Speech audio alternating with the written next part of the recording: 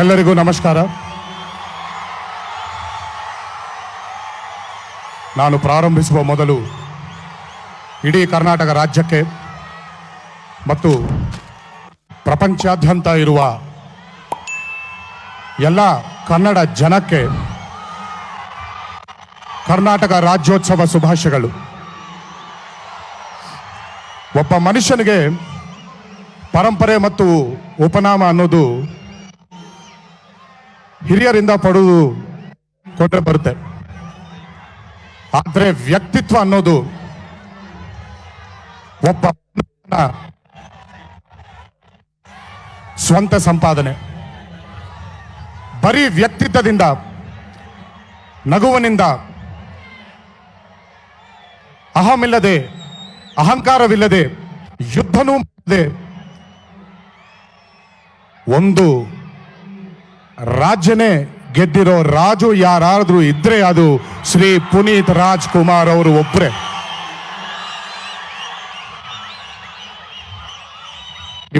Beautiful superstar of Karnataka, a great son, a great husband,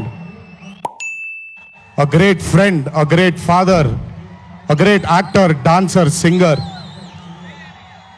Above all this, he was a great human being. ಅವರು ನಗುವಿನಲ್ಲಿ ಇದ್ದ ಶ್ರೀಮಂತಿಕೆ ನಾನು ಎಲ್ಲಿ ನೋಡಲ್ಲ. ಅದಕ್ಕೆ ಅವ್ರನ್ನ ನಗುವಿನ ಒಡೆಯ ಅನ್ನೋದು. ಇವತ್ತು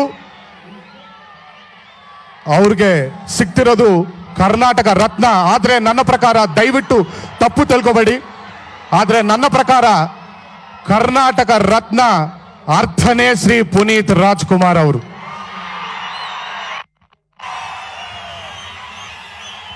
ನಾನೀ ವೇದಿಕೆಗೆ ಬಂದಿದ್ದು ನನ್ನ ಸಾಧನೆಯ ಅರ್ಹತೆಗಳಿಂದಲ್ಲ, ಕೇವಲ ಒಬ್ಬ ಹೆಮ್ಮೆಯ ಗೆಳೆಯನಾಗಿ ನಾನಲ್ಲಿ ನಿಂತಿದ್ದೀನಿ.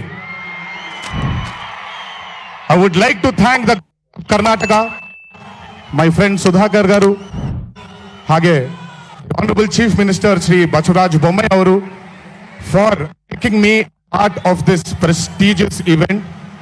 ಧನ್ಯವಾದಗಳು ಸರ್.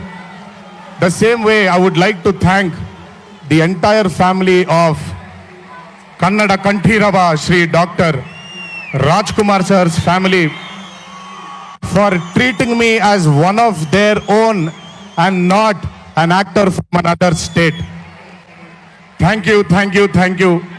ನಿಮ್ಮೆಲ್ಲರಿಗೂ ಧನ್ಯವಾದಗಳು. ಗೌರವನೀಯ ಕರ್ನಾಟಕ ಅರಣ್ಯ ಹಾಗೂ ಪರಿಸರ ಸಚಿವರಾದ ಶ್ರೀ ಈಶ್ವರ್ ಖಂಡ್ರೆ ಹಾಗೂ ಅರಣ್ಯ ಇಲಾಖೆಯ ಅಧಿಕಾರಿಗಳನ್ನು ಹಾರ್ದಿಕವಾಗಿ ಸ್ವಾಗತಿಸುತ್ತಿದ್ದೇನೆ.